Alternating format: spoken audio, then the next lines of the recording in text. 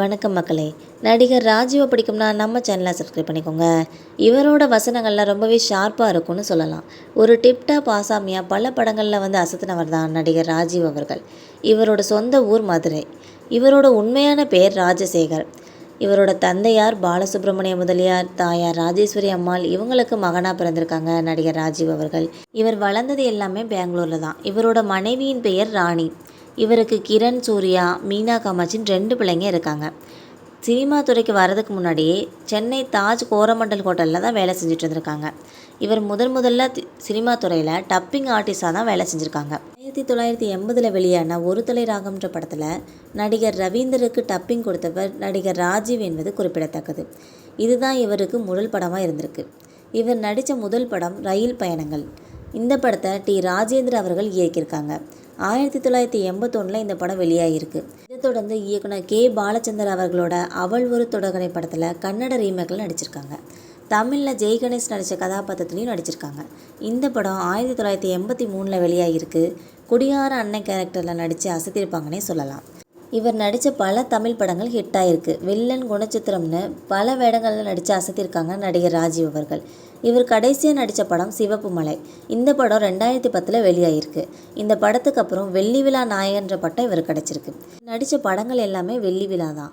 ஆடி வெள்ளி படத்தில் இவர் நடித்த வில்லத்தனமான வேடத்தை மறக்கவே முடியாதுன்னு சொல்லலாம்.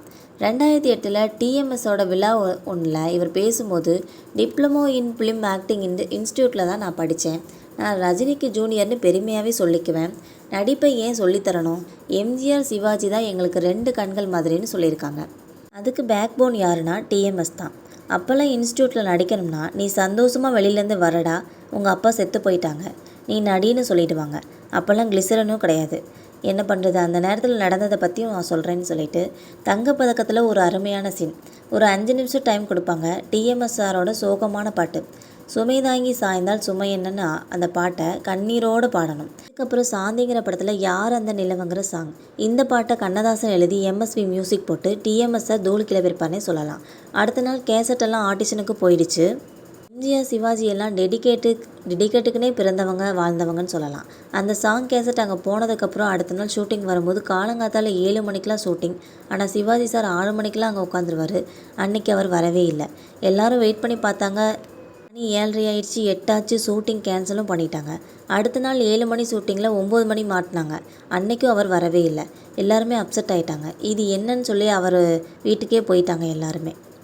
அங்கே போய் சிவாஜி சார்கிட்ட பாட்டு எதுவும் உங்களுக்கு பிடிக்கலையான்னு கேட்டதுக்கு சிவாஜி சார் சொல்லியிருக்காங்க, என்ன சொல்கிறீங்க, அழகான பாட்டை எழுதி வச்சு கண்ணதாசன் தூள் கிளப்பியிருக்காரு, எம்எஸ் விஸ்வநாதன் மியூசிக்கை போட்டு கொண்டிருக்காரு, டிஎம்எஸ்ஸை கேட்கணுமா, இந்த பாட்டை நல்லா நடிக்கணும்னு 2 நாளாக ப்ராக்டிஸ் பண்ணிகிட்டு இருக்கேன்னு சொல்லியிருக்காரு.